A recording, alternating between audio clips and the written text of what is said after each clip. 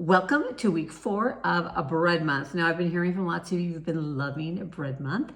And so if you've missed any of this month's recipes, be sure you check them out up there. That amazing, delicious rosemary bread has definitely been a favorite of yours, as well as that no-knead crusty artisan bread.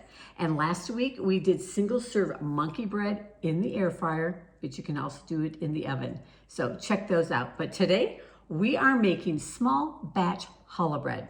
Now, challah bread is a delicious, enriched bread. It's enriched with egg and a little bit of sugar that gives it a touch of sweetness. It's a traditional bread that is traditionally made for the Jewish Shabbat or special Jewish holidays. With our family, we traditionally make it around Easter time. It is a beautiful loaf of bread. We're gonna make ropes of dough and braid those together and then finish it off with an egg wash, which will give it a beautiful color. And the best part is, it's just enough bread for 1 to 2 people. Now, for this bread, we're going to be using some all-purpose flour, or you can also use bread flour, active dry yeast, sugar, or you could use honey, some salt, oil. I like to use olive oil, but you could also use vegetable oil or canola oil, an egg yolk, and some warm water. The first step in making our challah bread is we need to activate our yeast because we are using active dry yeast. In my bowl here, I have a 1/4 cup of warm water, about 105, 110 degrees Fahrenheit. We're gonna add in 1 teaspoon of active dry yeast, and just give it a little bit of a stir. And then we're gonna let it sit for about 10 minutes or until it gets nice and foamy and bubbly. One trick I like to use to get my yeast to maybe activate a little bit quicker is I'll just take a lid or a plate, pop it over the top, and let it sit like that. All right, our yeast is ready. It's gotten bubbly and started to foam up. We are gonna use a stand mixer today, but if you don't have a stand mixer, you can totally mix this up by hand and then knead it by hand. Just takes a little bit more time and more muscle. All you're gonna need is a cup, 1 cup of all-purpose flour, and like I said, you could also use bread flour if you have bread flour on hand. I'm using all-purpose today, and we're also using the dough hook attachment. Into that, I'm gonna add just 1/4 teaspoon of salt, and here's our little sweetener. We have a teaspoon of granulated sugar, and then we're gonna add in our wet ingredients. So we're gonna pour into it our yeast mixture. Make sure you get all of it out of the bowl. The 1 egg yolk,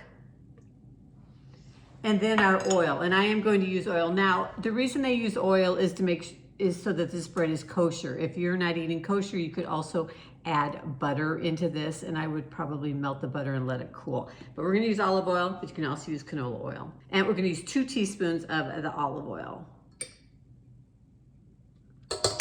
All right. Now we're just gonna go ahead and knead this up for a couple of minutes so it gets all combined.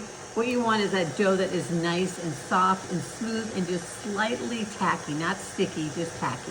Because it's not a large amount of ingredients, you may need to get a little help. Just take a spatula and just kind of scrape the ingredients down off the side of the bowl. Now, if for some reason your dough seems dry, a lot of it can depend on the weather, the altitude of where you are. You could add in just a little bit more water, but just do it like a few drops at a time. Or if you find, likewise, that your dough is just too wet and it's actually sticky, add in just a little bit more flour, about a teaspoon at a time. I find that this dough initially is a little bit dry, so I did add in about a teaspoon more of water. So don't worry if you have to, but again, just do it a little bit at a time. And then you're gonna let it knead for 3 or 4 minutes. And you're gonna get a nice soft dough. You can see what I mean by tacky. It's just a little bit of stick to it, but it shouldn't be sticky at all. And then we're gonna I just like to knead it a couple times by hand. And then I'm gonna take a little bit of olive oil, just drizzle a little bit into this bowl, kind of swish it around. And then take my ball of dough, and I like to rub it into that oil and then flip it over so the oiled side is up. And we're gonna let this dough rise for about anywhere from 45 minutes to an hour. A lot of it's going to depend on how warm your house is. You want it to double in size, so I'm just going to take some plastic wrap. We're going to cover over the top. Now, if your home is on the chillier side, one thing I like to do is just turn the light on in my oven and then put the bread in there to raise, and it seems to help it. All right, look at this dough. It's doubled. Now, one way to know if your dough is ready or not, if it's doubled, is just take your finger and make an indent. And what will happen is it will slowly kind of start to fill in, but it won't totally fill in. That means it's ready. If you push it in and it springs back right away, it's not ready yet. So I'm gonna take just a little bit of flour on my counter here, just so my dough doesn't stick. Take my dough out of the bowl. And then I'm going to just, and again, I'm gonna eyeball it. It's gonna divide it into three sections. Now, like I said, you can get super fancy and it would work better with a larger full-size loaf of challah bread, which I will link to down below, my full-size recipe, which actually makes 2 loaves. But you can actually make 4 or 6 ropes and get really fancy with your braiding. Today we're keeping it simple though and just doing 3. And so take each of the balls and we're just gonna roll it out into a rope, about 10, 11 inches long. You want to be as close to the same size as you can get them. I'm going to take just a baking sheet and I've lined it with some parchment paper.